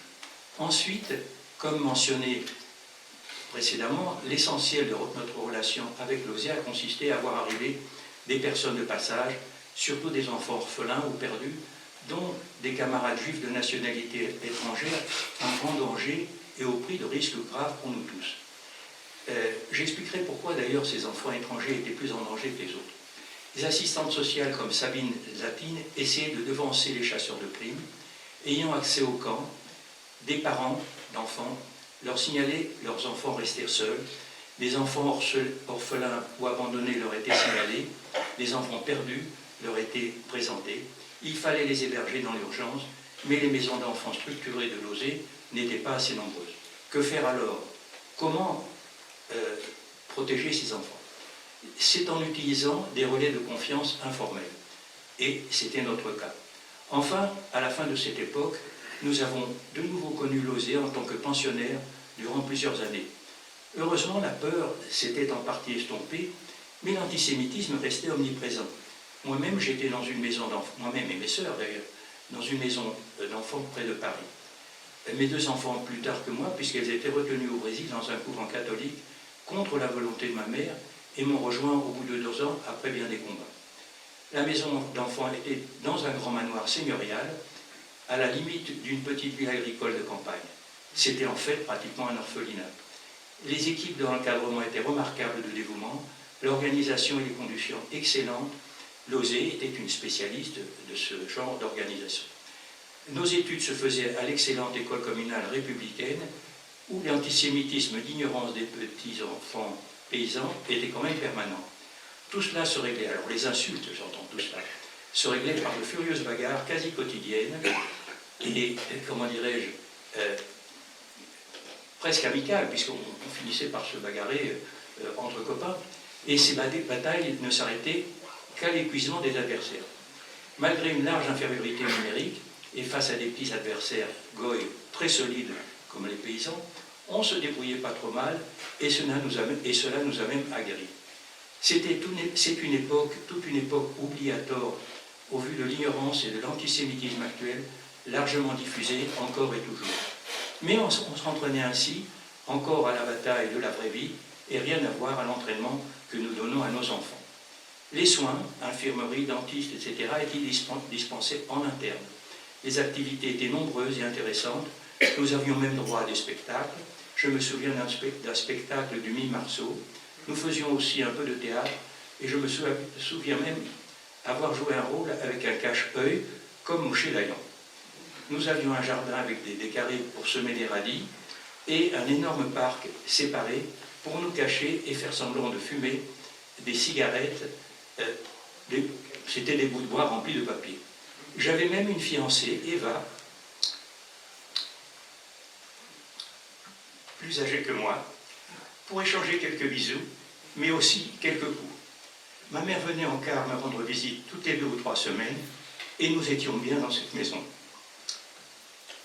Nous étions en partie et inévitablement livrés à nous-mêmes, privés d'affection, quelque peu sauvages, et nous faisions de grosses bêtises. Il y a eu même des chapardages graves au fait des idées loufoques qui traversent les pensées d'enfants. Nous étions des gamins désorientés, et je crois me souvenir que le judaïsme et son bon encadrement moral étaient pratiqués assez sommairement. C'était une perte regrettable, mais un sacrifice au nom de la modernité. C'est avec beaucoup de colère et de tristesse que j'ai quitté la maison d'enfants, car c'était devenu mon monde de référence.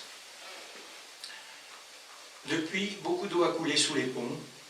Les années plus tard, de retour en France, j'ai retrouvé, grâce à Lauzé et avec une énorme émotion, des camarades de cette époque. Même dissimulés, les marques ont, eux, resté indélébiles. Voilà donc comment un enfant de guerre voyait Lauzé d'en bas au sortir de la tourmente. En conclusion, Lauzé est une organisation vraiment remarquable, indispensable, attentive et adaptée à chaque époque, et sa mission d'aide aux enfants en difficulté est remplie d'une manière extraordinaire. C'est en quelque sorte une ONG amie humanitaire avant l'heure. Pour ce qui concerne notre refuge Cévenol et nos héros, nous nous sommes fixés de nombreux objectifs avant d'entreprendre ce travail. Ils sont évidents: trouver les lieux de refuge, trouver et connaître les familles secourables et leurs descendants, et exaucer un vœu latent depuis 60 ans, leur manifester notre profonde gratitude pour leur aide dans le sauvetage de quelques 30 personnes et enfants. Nous avons trouvé les maisons qui nous ont abrités, Nous n'avons jamais abordé les sujets qui fâchent pour éviter tout blocage et nous n'avons pas recherché d'effets médiatiques. Nous voulions également témoigner et le faire face aux nuages sombres qui s'accumulent de nos jours et alerter sur les dangers. Bien évidemment, notre principale et constante motivation a été d'honorer la mémoire de notre mère, une femme extraordinaire de courage, d'amour et d'abnégation. Rapidement, nos recherches ont commencé et par miracle, elles ont abouti. Quelles ont été nos clés de succès? Nous avions bien sûr nos chers et extraordinaires amis, les Huguenots Sévenols, que nous appelons nos héros. Nous avions M. Elie, dont nous allons parler. Nous avions M. Cabanel, dont je suis un fan et un lecteur assidu, et dont notre pèlerinage corrobore les recherches et les conclusions. Nous avions les AD30, M. Joules, et sa directrice, et enfin, nous avions toutes les personnes rencontrées qui, sans exception, nous ont accueillis, ouvert leurs portes avec toute bienveillance. Le mot « sans exception » me semble en tous les cas remarquable. Nous ne dirons donc jamais assez merci à tous ceux qui nous ont aidés, et ce fut étonnant et merveilleux. Pardon? J'ai cru que quelqu'un voulait poser une question. Alors, il y a une question qui est toujours posée, et je vais la sauter parce que la réponse est évidente. Pourquoi avons-nous tardé 6 décennies pour faire quelque chose? Les réponses sont évidentes. L'expatriation, les voyages, le manque de connaissances, de méthodes, et la distance quand nous étions à l'étranger. Et puis il faut dire que le témoignage des victimes dérangeait. Ça, tout le monde le sait, et donc on ne va pas en parler. Le silence général, en fait, dans notre cas, était la marque d'une clandestinité réussie. Les cas qui sont cités, connus, sont en général des cas où il y a eu beaucoup de casse. Quand les choses se sont bien passées, il n'y a rien d'écrit, et grâce à Dieu, ça veut dire qu'il y a eu des survivants. Une vie professionnelle à l'étranger harassante, des voyages incessants, et bon, tout cela explique, mais ne justifie pas, le fait que nous n'ayons pas fait le travail. En plus, dans notre foyer, il y avait un rescapé d'Auschwitz, et tout cela complète notre panorama. Toutes ces personnes, tous ces parents, en fait, après la guerre, pas seulement les nôtres, n'avaient qu'une priorité et une mission, c'était de reconstruire leur vie, de repartir à zéro, et la vie était concentrée sur les choses positives. Et malheureusement, nous-mêmes, on ne posait pas de questions, ce qui est honteux évidemment. Les quelques informations qui nous ont été transmises et dont nous nous souvenons après la guerre ont été éparses et occasionnelles, mais c'était déjà suffisamment illustratif. Le reste était perceptible dans l'atmosphère et les comportements. Il fallait regarder de tous les côtés en sortant de chez soi, même des années après. Il fallait longer les murs, etc., etc. Et au lycée, les fanatiques violents de jeunes nations ont continué à sévir, et mon Arcade Sousséguière est là pour le prouver. Aux années 30 maintenant, donc le domaine de Joules, nous avons parcouru probablement un chemin parallèle et similaire à celui de M. Cabanel et de ses équipes.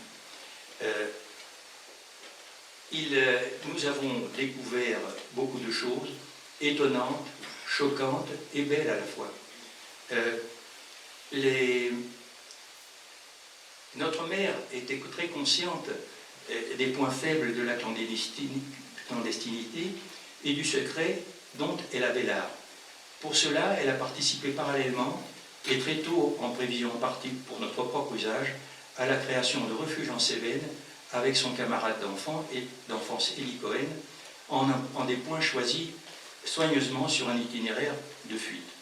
Au plus fort, dans nos abris ou relais informels, voire illégaux, cela représentait entre 15 et 30 fugitifs en transit ou plus stable.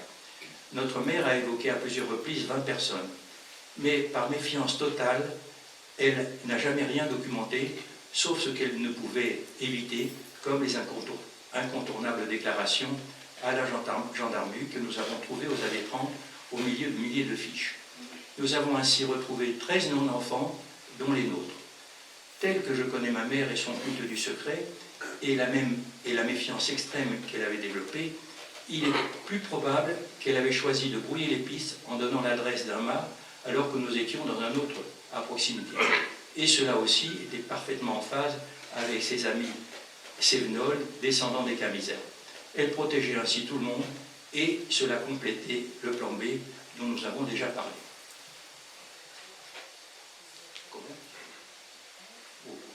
Alors, je vais parler en 2 mots d'Eli Cohen, un homme d'affaires brillant, discret et prévoyant, grâce auquel et à la générosité duquel ont été créés ces refuges. C'était un ami de ma mère, ils sont nés dans la même ville, ils ont été à l'école ensemble. Ils devinent en 1939 les grabuges inévitables, M. Cabanel le cite d'ailleurs dans son livre, et ils font donc ce qu'il faut, et cela nous mène à 2 hameaux voisins l'un de l'autre, Boissé et La Frigoule. La relation entre eux procure à Élie la personne de confiance requise et la solution recherchée par sa camarade d'enfance en danger. Après la guerre et une expatriation ratée de notre mère en Amérique du Sud, alors qu'Eli Cohen est PDG du principal grand magasin parisien, Place de l'Opéra, il répondra à nouveau présent et lui mettra le pied à l'étrier. Nous avons donc retrouvé nos lieux de refuge, et, grâce à M. Cabanel, et l'occasion de manifester notre gratitude au cours de réunions émouvantes et inoubliables. Des habitants ont ainsi redécouvert des sujets de fierté, notre démarche a surpris et m'a créé des émules, et il en reste encore des traces dans vos écrits, quand vous dites dans la vallée du Mialet, c'est une longue phrase, de Mialet et Générale, ou encore dans la petite ville d'Anduze, il est probable que des éléments seraient à trouver, mais aucune enquête n'a été menée. Nous faisons partie de ces éléments et nous avons mené enquête. Mais la clandestinité bien faite, donc réussie, n'a pas commis l'imprudence de laisser des traces. Les secrets de notre survie, qui correspondent parfaitement à la posture ultra-prudente de notre mère, est la discrétion, la réserve, le silence extrême de nos amis huguenots, descendants de Camisards, pas de bavardage, pas de confidence, pas de paroles superflues. Nous avons même connu une famille protestante qui n'a jamais dit à ses cousins que le mât dans lequel ils étaient était également le mât qui était partagé avec une famille juive. Plus encore, des persécutions de groupes haineux et rapaces rappelaient aux protestants les atrocités subies par leurs ancêtres Camisards, soumis au soudard du dragon du roi. Et c'est probablement ce qui nous a sauvés. Nous avons trouvé les descendants de ces bienfaiteurs avec quelques petites difficultés, et concernant 2 des plus importants, des secrétaires de mairie, car c'est eux qui avaient la main sur les tickets de rationnement. Je me suis rendu à Montpellier pour connaître les fils d'un de ces courageux héros, et les entretiens ont été extrêmement riches et émouvants. En fait, tout au long de notre itinéraire, que ce soit au musée du désert, à la Maison Rouge, à Saint-Jean-de-Bulgare, au hameau déjà cité, tout s'est passé miraculeusement. Chaque essai aboutissait du premier coup. J'étais fort étonné et j'avais même le sentiment très fort qu'une main divine et celle de ma mère nous guidaient du ciel. Même l'achat du livre de M. Cabanel, qui est quelque part par là, nous devions le faire, nous l'avons fait, c'est tout, s'est imposé directement au milieu de la boutique de souvenirs du musée. Il y avait des dizaines de livres et je suis directement allé à votre livre. Il était peut-être très beau, mais en tous les cas, il est extraordinaire. Alors, en tant que brillant chercheur, professeur, historien et érudit, vous nous avez ouvert beaucoup de portes. Le premier pas a été la découverte de ma nièce Karine, il y a 3 ans, et le deuxième pas a été la découverte de votre livre qui nous a ouvert une porte essentielle. Vous connaissez tous ce livre, nous devions le faire, nous l'avons fait, c'est tout. Vous l'avez tous acheté? Il y en a encore, hein. Les derniers. Et j'ai demandé qu'on me réserve encore au 5e. Ben, c'est normal. Je l'ai offert à plusieurs personnes d'ailleurs, et c'est un vrai travail d'encyclopédie, en partie académique et technique, mais très humain.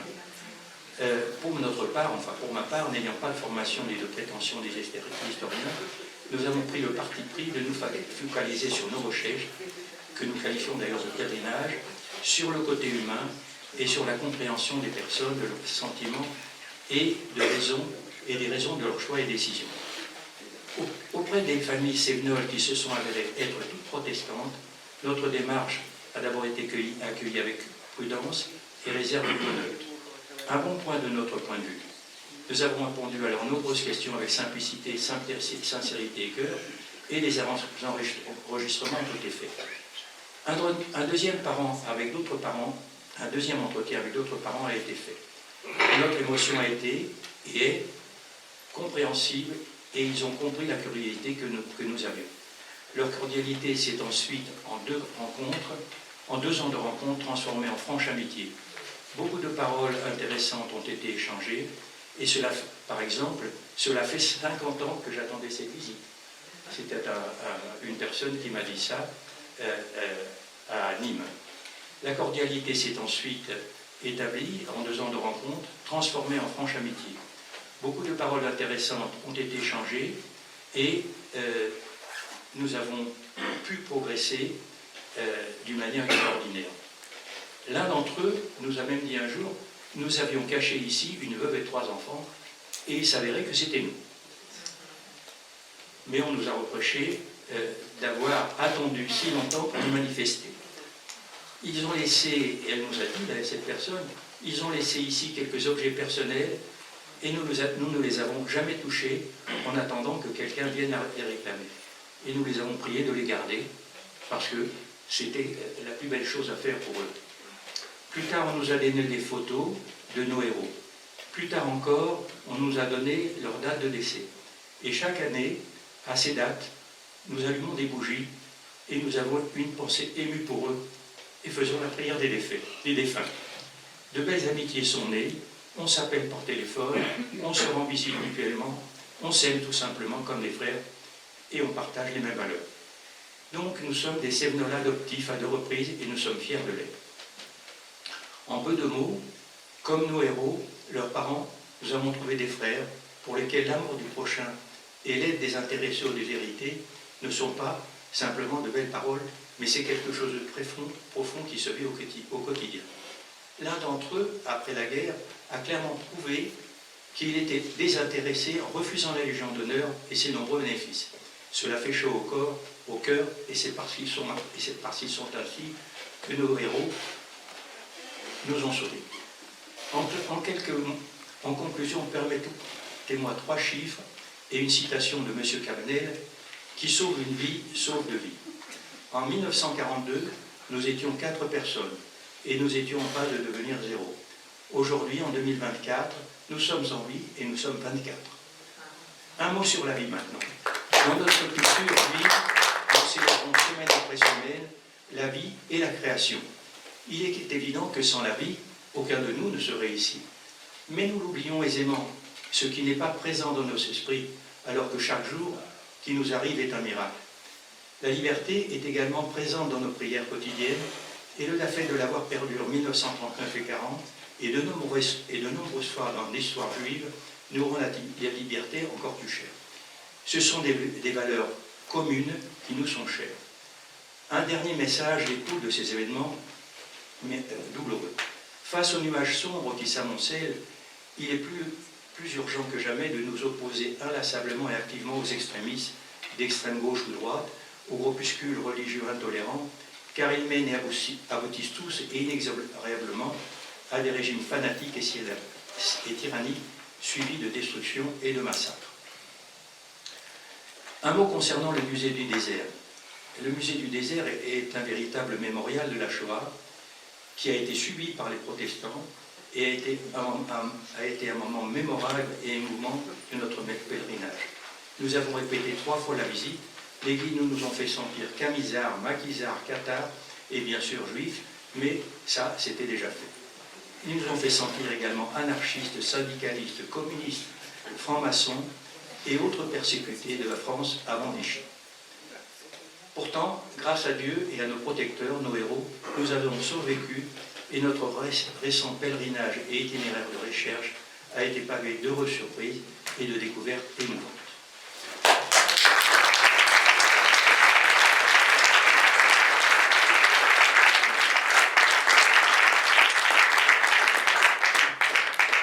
Un grand merci, Monsieur Georges Cohen. Alors, chers invités, je vous remercie pour vos éloquentes interventions, malgré le temps limité qui nous était accordé. Je laisse la parole à l'auditoire qui désire peut-être vous interroger sur une question précise de votre prestation. Alors un petit mot avant, je voulais remercier Georges Cohen pour sa présence aujourd'hui. Il est venu de Paris aujourd'hui. C'est fort d'avoir un témoignage comme ça. D'habitude on le voit dans les Cévennes, souvent. Moi, vous avez parlé du musée du désert.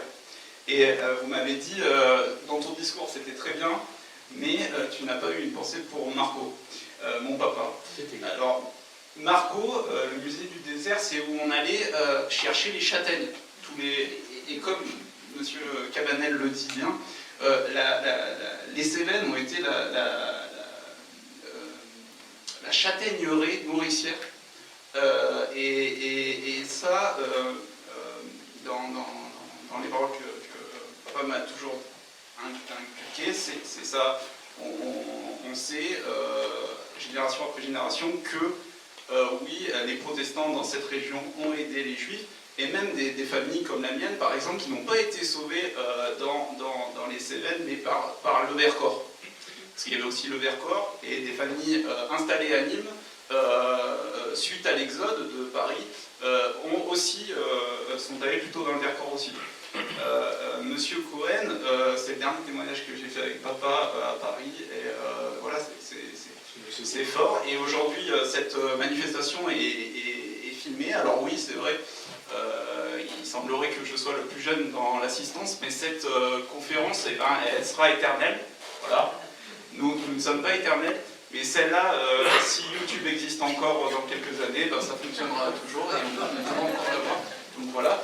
Je voulais remercier M. Cabanel, M. Ligassi pour voilà. Et je voulais, oui, à un moment j'ai fait une remarque, c'est que je voulais qu'on se rappelle que les EI, les éclaireurs israélites, ont fait un travail remarquable. Voilà. Et moi j'ai une pensée particulière pour Jean-Jacques Rhin. Jean-Jacques Rhin, c'est le chef de la troupe Josué qui, à Nîmes, pendant la guerre, a continué à faire des colonies de vacances, malgré les dangers. Il a poussé des enfants à aller à Moissac. Vous aurez la présentation à l'entrée sur ça. Voilà, moi, Jean-Jacques Rhin, c'est un héros de Nîmes. Il a aidé au comité de Nîmes, ensuite il est rentré dans la 6e, il a déplacé des familles jusqu'en Suisse, en passant par la Savoie, voilà, et il s'est fait arrêter comme la famille Badinter à la rue Sainte-Catherine. C'est pour ça qu'on peut retrouver à Lyon une plaque de la rue Sainte-Catherine. De toute façon, moi, il me semble que l'histoire de la Shoah, on ne peut pas la cloisonner à une zone. Il faut la voir dans son globalité. Et la France a eu des belles histoires et il faut les raconter. C'est pourquoi aujourd'hui on est là, on parle du comité de Nîmes dans cette belle salle du pasteur Bodner. Et je suis très content d'être si bien accompagné avec vous tous, toutes aussi. Et voilà. Donc on va faire circuler un micro dans la salle. Je remercie la représentante de la mairie de Nîmes qui est ici présente pour l'éducation. On va travailler avec les écoles, c'est notre devoir pour la transmission et on l'a fait dans les années précédentes et on va continuer, et cela avec le camp des Libres, voilà. Donc je vous remercie, je crois que vous devez vous absenter. Oui, alors Je vous remercie beaucoup, Monsieur Cohen, Monsieur Cabanel, Monsieur Lugasi, le travail de David aussi, parce que ce sont des témoignages de la part de Monsieur Cohen, qui a parlé aussi de Sabine Slatin, de son rôle en tant qu'infirmière à la Vasse-les-Flots, puis ensuite dans la maison des enfants d'Isieux jusqu'en 1944. Il m'est venu à l'esprit les propos d'un poète qui s'appelait Israel Katznelson. Peut-être vous le connaissez peut-être. Il a écrit le chant du peuple juif assassiné. Et parce qu'il a été déporté à Auschwitz, et il a écrit dans le chant du peuple juif assassiné qu'il fallait témoigner sans arrêt, et c'était tout ce qui pouvait rester. Alors, à partir de là et de ce que j'ai entendu aussi, j'aurais une question plus liée à l'histoire et au rôle de l'UGIF. Le rôle de l'UGIF a été décliné, l'Union Générale des Israélites de France, qui a été voulue par Vichy, et qui était un organisme un peu comme, vous l'avez rappelé, le Judenrat, en Allemagne et en Pologne. Bien, ce rôle a été ambigu, a été paradoxal, qui a été celui de Vichy, de l'UGIF, lié au paradoxe de la politique de Vichy vis-à-vis des Juifs jusqu'en 1942, mais ne devons-nous pas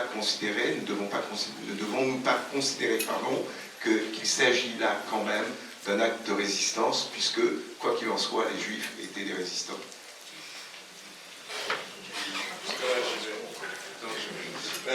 Effectivement, être juif entre 1940 et 1944 et rester vivant était un acte de résistance.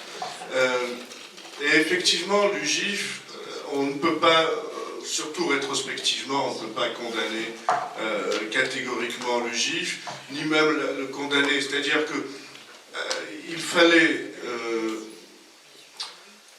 en fait, il y avait une illusion permanente qui consistait à croire, mais c'est facile encore une fois de le dire aujourd'hui, mais qui consistait à croire qu'on pouvait atténuer la violence de la volonté de Vichy.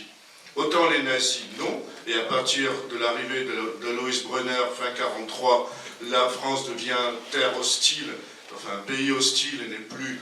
Et à partir de là, il n'y a plus rien à faire, et c'est là que vont se faire arrêter les prélats, les ecclésiastes, et que là, on a une recrudescence de l'action des nazis à l'aide de la milice. Mais jusqu'à l'arrivée de Lois Brunner, enfin l'arrivée, jusqu'à sa nomination, on croyait qu'on pouvait atténuer Vichy, on croyait qu'on pouvait faire quelque chose, et c'est pour cela il y avait cette confiance à l'égard de la France, cette confiance qui fait que les populations venant d'Europe de l'Est ou de l'Est entre l'Allemagne et la France arrivaient ici. C'est le pays qui a défendu Dreyfus, c'est le pays où on a le premier pays qui émancipe les Juifs. Il y avait cette confiance qui fait que le gouvernement de Vichy demande à ce que les Juifs aillent au commissariat pour se déclarer, ils le font.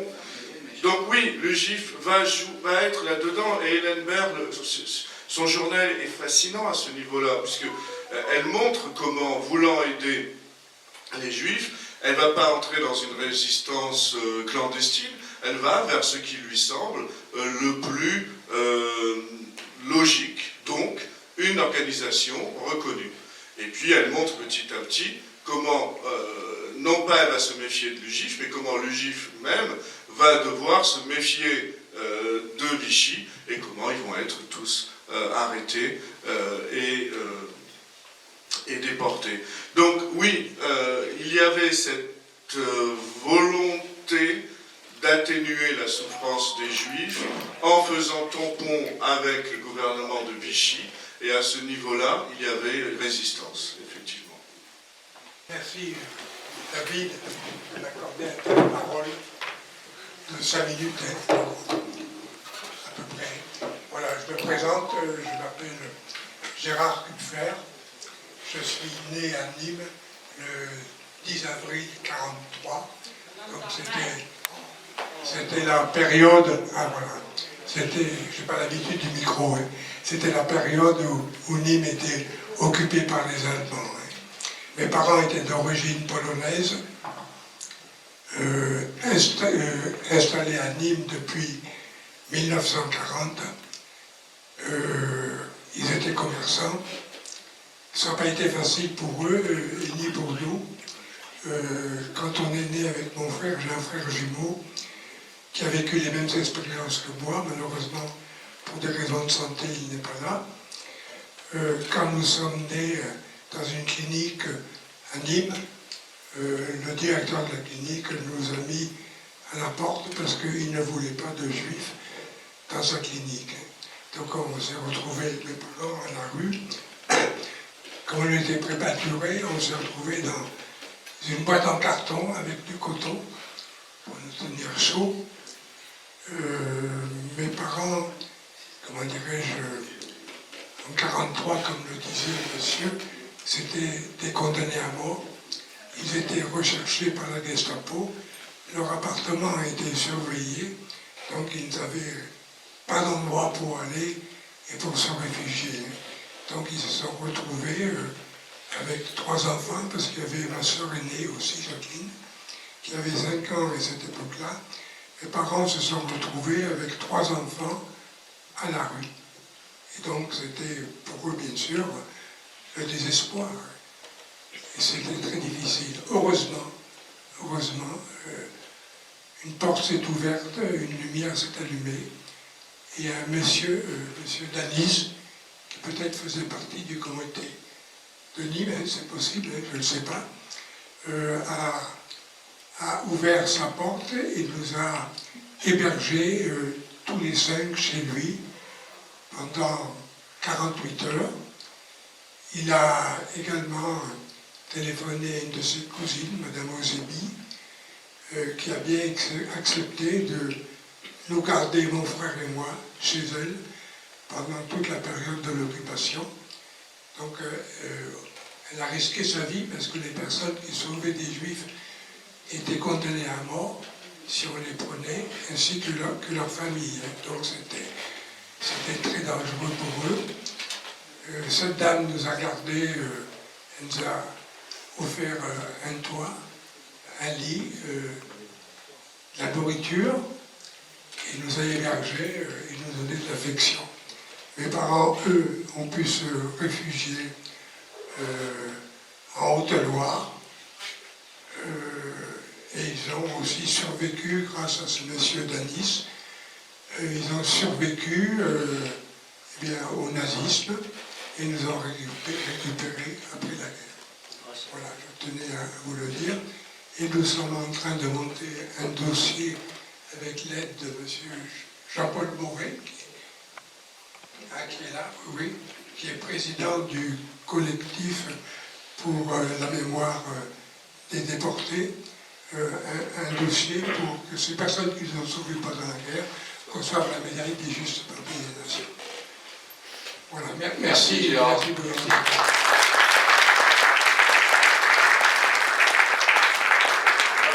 Une dernière question pour pas que ça prenne trop de temps. Je voulais rappeler aussi, Monsieur Cohen ne l'a pas dit, mais bon, déjà c'est un puits de savoir, Monsieur Cohen, et en particulier sur les judéo-espagnols, qui est quand même l'origine de Collectif Histoire et Mémoire. Cohen est né à Salonique. Non, moi je suis né à Cassis, dans les Bouches-du-Rhône. Oui, mais votre famille est de Salonique. Voilà, votre famille est de Salonique, comme pas mal de familles qui se sont installées aussi dans le sud de la France, pour des raisons diverses et variées, qui sont à retrouver je vois Nicole qui a travaillé beaucoup avec Jacques à l'époque dessus, et plein d'autres personnes. L'ouvrage de Xavier Rotea, qui a été financé grâce aux fondations de la mémoire de la Shoah, et qui est un excellent recueil sur ça. Je voulais aussi rappeler Taragano, monsieur Taragano, qui a fait une excellente thèse sur la communauté juive de Nîmes et du Gard, et qui rappelle le comité de Nîmes et plein de familles qui ont sauvé aussi pendant la Seconde Guerre mondiale. Je voulais le rappeler ici. Voilà. Peut-être une dernière question, et après on terminera là. Ah, Annie qui est dans la salle et qui nous vient de Toulouse. Elle vient de Galas, Annie. Pardon. D'abord, je voudrais remercier toute cette assemblée. Est-ce que vous m'entendez? Bon, je suis Annie Bloch. Je suis une petite née dans les Cévennes, grâce et sauvée, protégée avec mes parents et une quinzaine de membres de ma famille sauvés à Vialas, dans les Cévennes, durant où nous étions pas dans une semi-clandestinité à Vialas, après des péripéties dont M.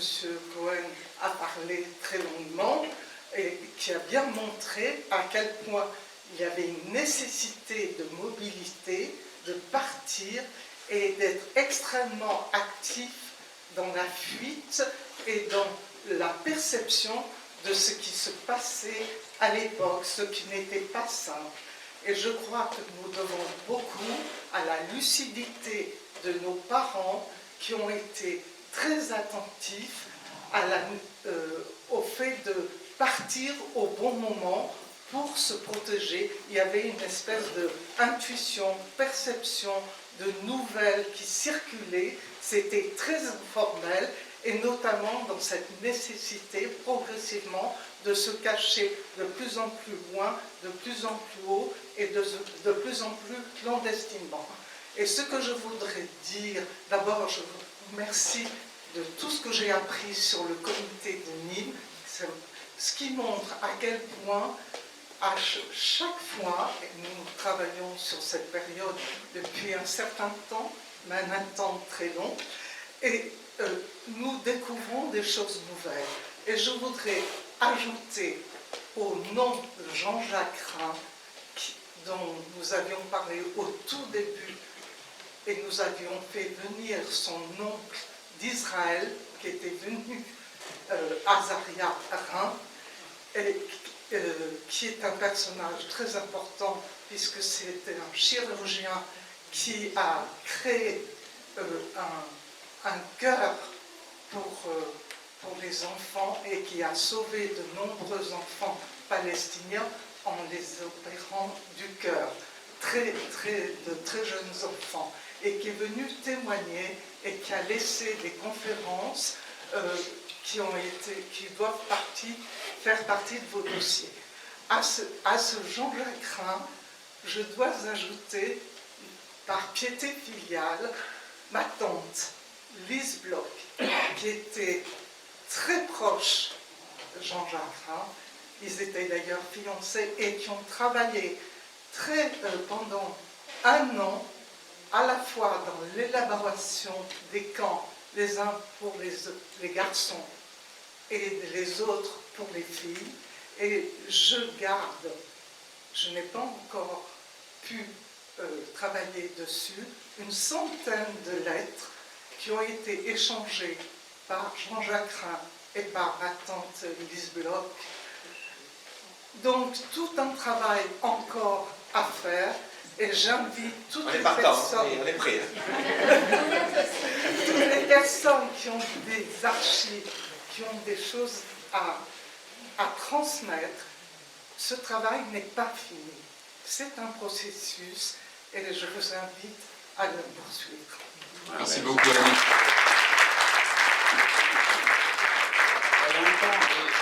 Notamment, on n'a pas parlé, c'est le camp Saint-Nicolas et je voulais remercier Madame Gutters qui est dans la salle. Elle fait un travail super pour créer un documentaire sur ça. Le Diable en Garrigue, pour reprendre le Diable en France de Léon Feuchtwanger. Je la remercie.